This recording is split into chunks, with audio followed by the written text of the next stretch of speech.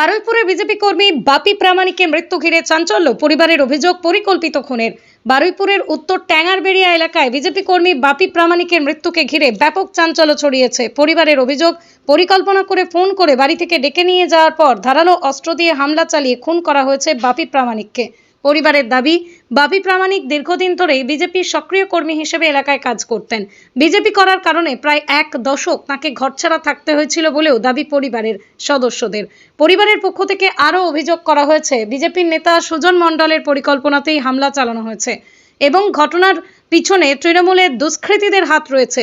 যদিও এই অভিযোগের সত্যতা এখনও তদন্ত সাপেক্ষ, আমরা এই সত্যতা যাচাই করিনি।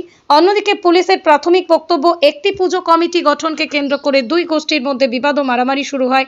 সেই সংঘর্ষের গুরুতর আহত হন বাপি প্রামাণিক। আশঙ্কাজনক অবস্থায় তাকে হাসপাতালে নিয়ে যাওয়া হলে চিকিৎসাধীন অবস্থায় তার মৃত্যু হয়। এই ঘটনায় আরও কয়েকজন আহত হয়েছেন বলে পুলিশ সূত্রে জানা গিয়েছে। ঘটনার পর এলাকায় উত্তেজনা ছড়িয়ে পড়ে। পরিস্থিতি নিয়ন্ত্রণে রাখতে অতিরিক্ত পুলিশ বাহিনী মোতায়েন করা হয়েছে। পুলিশের পক্ষ থেকে জানানো হয়েছে, অভিযোগের ভিত্তিতে মামলা রুজু করে ঘটনার তদন্ত শুরু হয়েছে। ইতিমধ্যেই কয়েকজনকে জিজ্ঞাসাবাদের জন্য আটক করা হয়েছে। বাপি প্রামাণিকের মৃত্যু রাজনৈতিক কারণে নাকি পুজো কমিটি গঠনকে কেন্দ্র করে দুই গোষ্ঠীর সংঘর্ষের জের, তা তদন্তের পরই স্পষ্ট হবে। ঘটনার সঙ্গে জড়িতদের চিহ্নিত করে দ্রুত গ্রেপ্তারের দাবি জানিয়েছে মৃতের পরিবার।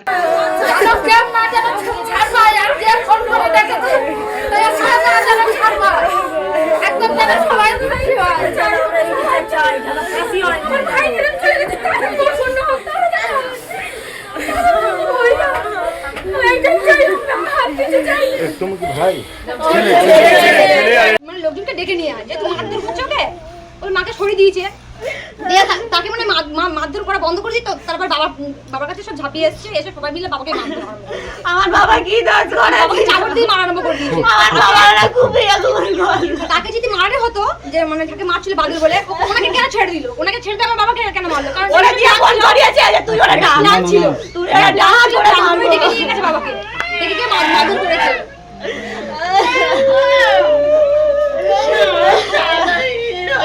আমার বাবা কোথায় চলে গেল? ওই সরকারটারে বাঁচিয়ে দেখবে। যাবে ভাই বাঁচাতে যাবে। কেটে করে বাবা রে। ওরা সাধারণ মানুষ বাবা। ভালো থাকে।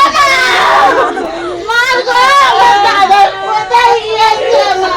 ওরা সবাই মিলে আর বাবা মেরে মেরে দিয়েছে। সবাই মিলে আর বাবা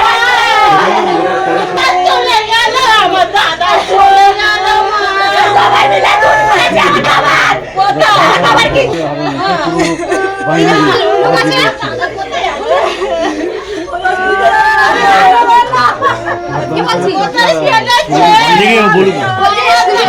বলে দাও দাদাকে সদস্য ওনারও রাগ ছিল আমার বাবার উপরে, সদস্য বিজেপি সদস্য ওনারও রাগ ছিল আমার বাবার উপরে। এক সময় আমি শুনেছি আমার বাবা ডাকবে, আমার বাবা ডাকবে, আমি এখানে আই, আমি এখানে যাব, তুই আমার সাথে আয়।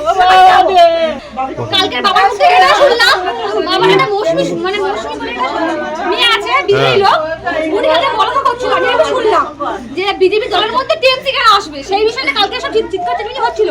কালকে তখন সন্ধ্যা 7টার মতন বাজে, এটা শুনেই আমি চলে গেছি। আর তারপরে বাবার মুখে সেটা শুনলাম যে মানে সুজন বলে যিনি লোক ছিল সদস্য, ওনারও রাগ ছিল আমার বাবার উপরে। মানে সামনে তুমি কিছু করতে পারতো না, লোকজন মানে পিছনে ভাবে কিছু মানে করার চেষ্টা করছে। বাবা বলছে আমার বিপদ আছে, এরা যা করছে, এরা পার্টিটা যা করছে সবাই মিলে আমার মনে হচ্ছে মেরে ফেলে দেবে। বাবারাই বলতাম তোমার কোনো ঝামেলায় যেতে হবে না। বাবা বলছে এই বিষয়ে আমরা কথা বলেছি যে পার্টি মাটি ছেড়ে দাও, যে তোমার বলছে যে আমি দখল করেছি, প্রতিটা দখল করেছি, একটা ছেলে খাট তুমি খাট আর পার্টি যাবো না।